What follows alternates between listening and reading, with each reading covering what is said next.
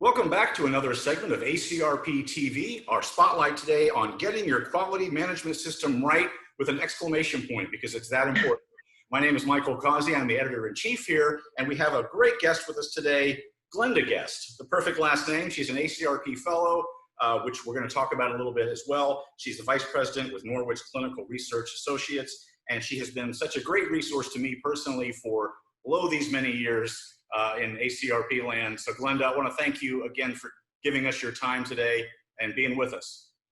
Well, good morning, Michael, and thank you. And good morning or afternoon, everyone else. Happy to be here talking about a topic near and dear to my heart. Yes, let's get right into it because in the time of COVID, things have changed in ways we didn't anticipate. There's a lot of, I don't want to use the term looseness necessarily, but there's a lot more flexibility. We're having to scamper around a little bit. Rules have become a little elastic out of necessity. But let's talk about the importance of quality management systems. And as I pointed out, we put an exclamation point on it for a reason. So talk about why it's so important. It's always been important in my mind. I've been speaking on the topic of quality management. I'm a medical device professional, so it's a concept that originated in manufacturing, but it's highly applicable to clinical research as well. And I've been on the soapbox for about 18 years now. But the recent revisions to the International Council on Harmonization E6 guideline really kind of brought it to the forefront, and people look at me like they know what I'm talking about more now than ever before.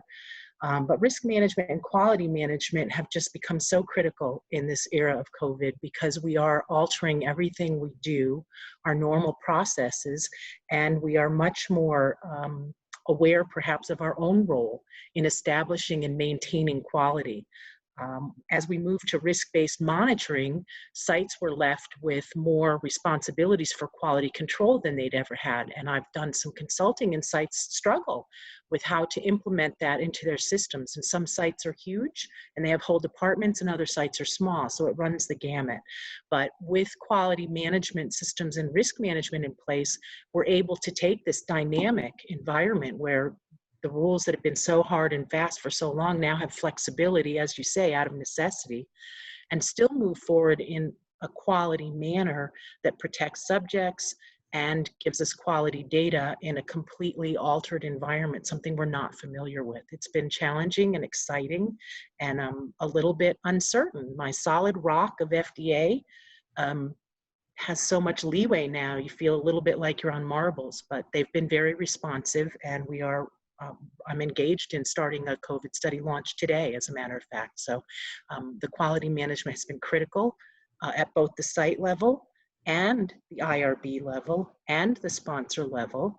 And so with quality management, linking everyone together is so critical, and the regulators have become an even more important aspect of getting things set up, given this flexibility and the need for guidance in addition to regulation.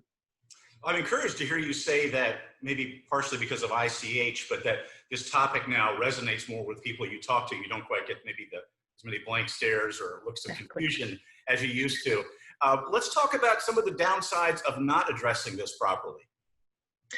Right, so that's my primary role as an auditor. I started as a monitor, and I still love monitoring, but as an auditor, I go in and I check things at the back end. So to define for folks that may be somewhat new or less familiar with quality, the quality management involves two really important aspects: quality control, everything we do to set our standards, train our people, guide them to the proper performance of their jobs, and quality assurance, coming in and saying, not how did you do, but how did we do?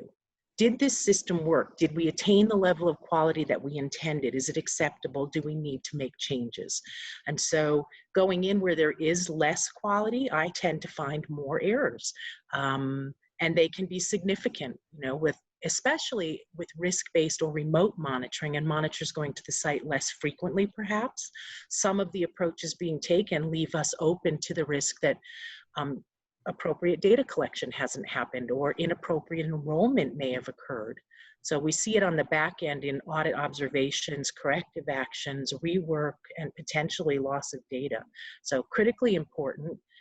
And you can't underestimate that role of quality control with data entry and data management, right? So sites really have had to step up and find a way to implement quality control that they used to rely on monitors to provide for them with on-site visits. I think that's probably one of the bigger changes I've seen in the last 5 years, and it's just in this environment become such a critical necessity that if folks don't have that quality in place, they're really at risk for having major losses in these very important COVID studies that are ongoing. Well, I want to thank you for your time, and your timing is perfect. This advice is always valuable, but never more so than now. Before I let you go, I just want to talk to you briefly about and applaud you for being an ACRP Fellow, but talk about what that means to you, what that program is for ACRP.